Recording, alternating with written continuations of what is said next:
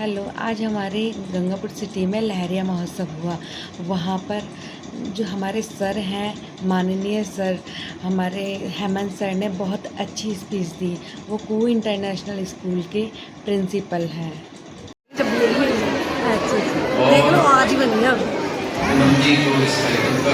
तो लड़ा मत लड़ूंगा भी मुझे सर ब्राह्मण महासभा के मालूम है तो पहले सबसे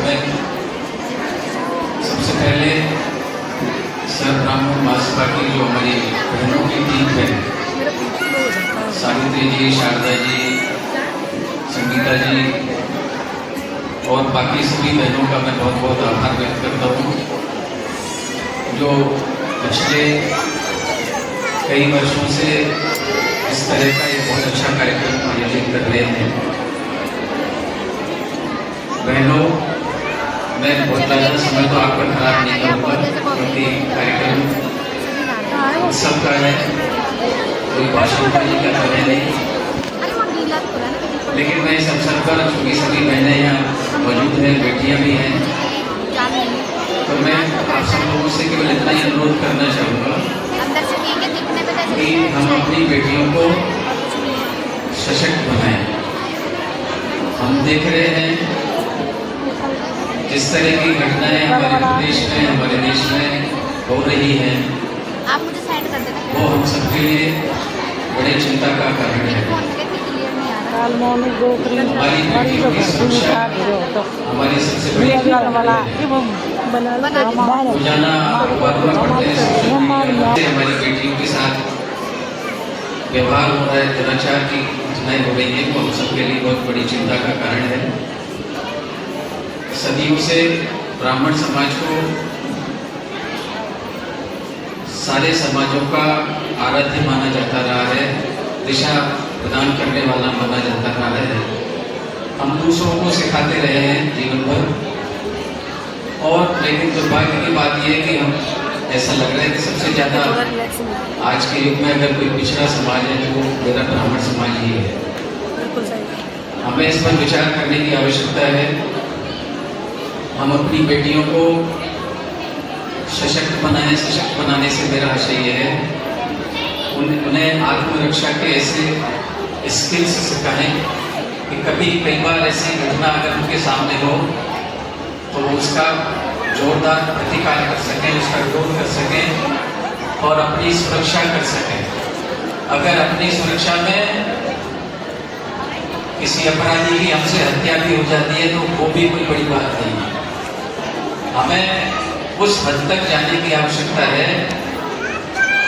आजकल ऐसे बहुत सारे प्रशिक्षण हो रहे हैं, हम लोग सोशल मीडिया पर देखते हैं, छोटी छोटी बेटियां हमारी लाठी चलाना सीख रही है, उसकी दक्षता ले रही है, तलवार चलाना सीख रही है। तो ये हम सबको सिखाने की आवश्यकता है। हम लोग, हमारे जितने भी देवी देवता हैं, हम उन्हें खुश करने के लिए पुष्प अर्पित करते हैं, उन्हें चंदन लगाते हैं, भोग लगाते हैं। ये पर्याप्त नहीं है। आप देखिए, हमारी ऐसी कोई भी देवी नहीं है जिसके हाथों में हथियार नहीं हो। ऐसे आपने कोई देखी है कि कोई देवी? अनेक तरह के हथियार लेकर हमारी देवी हमें उस प्रतिरूप में दिखाई देती है। भगवान राम जैसे मर्यादा पुरुषोत्तम, जिन्होंने मर्यादा का पाठ सभी को सिखाया, उनके हाथ में भी धनुष और बाण है। भगवान कृष्ण, उनके हाथ में भी सुदर्शन है, और वो उन्होंने केवल देखने के लिए हाथ में नहीं रखे, फोटो खिंचाने के लिए नहीं थे वो, कि भाई ये फोटो अच्छा आएगा कि धनुष टांग दिया भगवान राम के या भगवान कृष्ण के हाथ में सुदर्शन दे दिया। ये केवल उस वजह से नहीं था। आपने श्रीमद् भगवद गीता भी पढ़ी होगी, रामचरितमानस भी पढ़ी होगी। जब हथियारों की आवश्यकता हुई, भगवान राम जैसे मर्यादा पुरुषोत्तम ने भी उनका प्रयोग किया।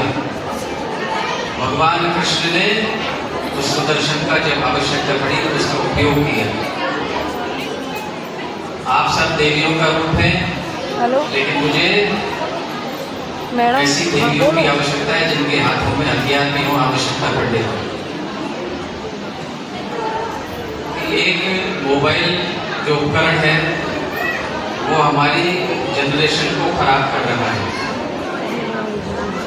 हम लोग, हमारी माताएं बहनें, जब उन्हें बच्चों से पीछा छुड़ाना होता है कुछ समय के लिए, उसको अपने हाथ में मोबाइल पकड़ा देती है जानबूझकर। जब उन्हें अपनी पसंद का कोई काम करना होता है और लगता है कि बच्चा बेटी परेशान कर रहा है, मुझे कुछ काम नहीं करने दे रहा है, तो शुरुआत माँ ही करती है, बेटा ये इसको देख ले करके। धीरे धीरे वो बच्चा बड़ा होता है तो वो भी समझ लेता है कि इसमें क्या है, वो उसका एडिक्ट हो जाता है। आपने ऐसी कुछ घटनाएं देखी होंगी, छोटे छोटे बच्चे मोबाइल का अत्यधिक प्रयोग करने के कारण अनेक तरह की बीमारियों से ग्रसित हो गए। मैंने एक घटना ऐसी देखी जिसमें एक बच्चा था, वो बीमार हो गया, जैसे ही माँ बाप ने उसे मोबाइल दिया तो वो तड़पने लग गया। हॉस्पिटलाइज हुआ तो वो वहां तड़प रहा था, इसलिए कि उसके हाथ में मोबाइल नहीं है। आप सोचिए कितनी भयावह स्थिति हो सकती है। हम लोग उससे भाप नहीं रहे हैं, हम समझ रहे हैं कि ये थोड़ी देर के लिए तो ऐसा कर रहे हैं, इससे क्या फर्क पड़ रहा है। क्योंकि किसी भी चीज का नशा बहुत थोड़े रूप में शुरू होता है।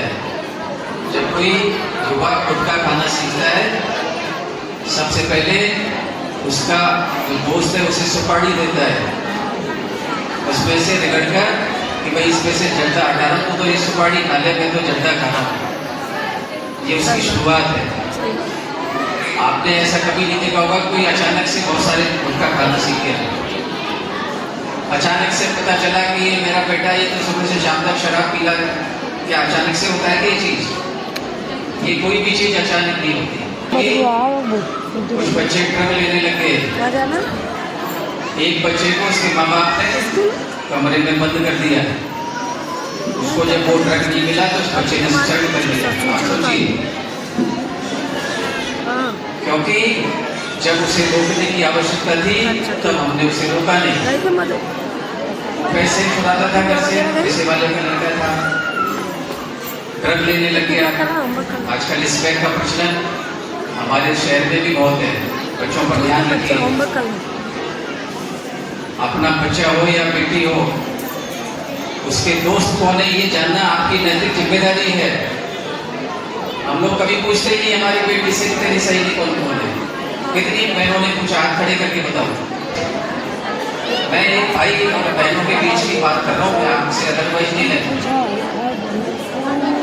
कितनी बहनें ये पूछती है उसकी बेटी से तेरी सहेली कौन कौन है, उसका पारिवारिक पृष्ठभूमि क्या है, ये जानने की हमें आवश्यकता है।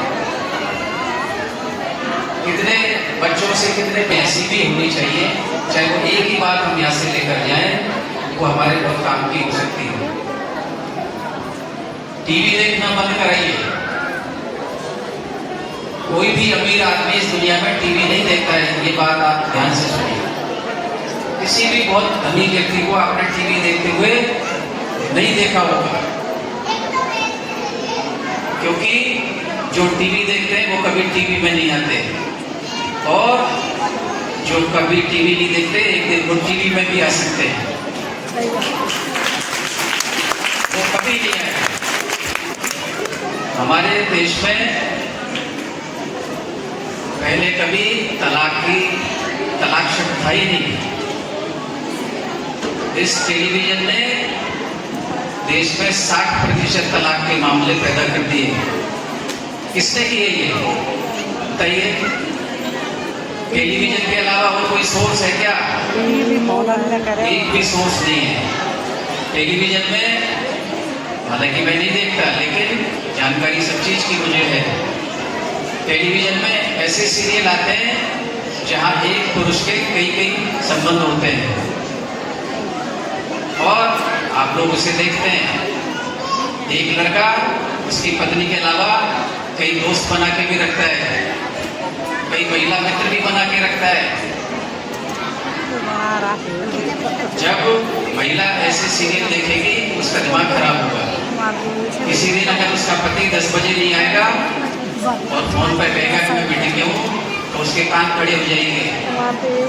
वो उस सीरियल को ध्यान करेगी कि अच्छा वो झूठ बोलकर सीरियल में आता था। वो मुझसे फोन पर कहता था कि मैं मीटिंग में हूँ, जबकि वो किसी महिला मित्र के साथ होता था। वो चीज उसे उसके दिमाग में घर कर जाती है। बार बार वो टीवी उस महिला से कहता है मैंने तुझे सुबह से शाम तक इतना सिखाया, तू सीखी नहीं। तो फिर वो ऐसा काम सीख जाती है कि अगले दिन तलाक हो जाता है। बहनों, ये तलाक के मामले का जिम्मेदार टेलीविजन है। टेलीविजन का मतलब है टेलीविजन, जो हमेशा झूठ दिखाता है। टेलीविजन में कोई भी बात सच्ची नहीं है, इसलिए इस टेलीविजन से दूर रहें और इस मोबाइल से खुद भी दूर रहें। लेकिन कोई बात है ना, जैसे पंडित जी भट्टा खाए दूसरे को बलि जीतता है। हम लोग तो खूब देख रहे हैं मोबाइल, बच्चों से कह रहे हैं ये खराब है, आँख खराब हो जाएगी। वो देख रहा है बड़ी बाकी आँख तो आज तक खराब ही नहीं हुई, वे क्यों हो जाएगी। इसलिए बहुत ज़्यादा बोलने को तो बहुत कुछ बोल सकता हूँ, लेकिन हो गए शायद 5 मिनट। आपका एक कार्यक्रम हो गया। धन्यवाद। जय हिंद, जय भारत। नहीं बोल दिया था मैंने, पहले बोला था।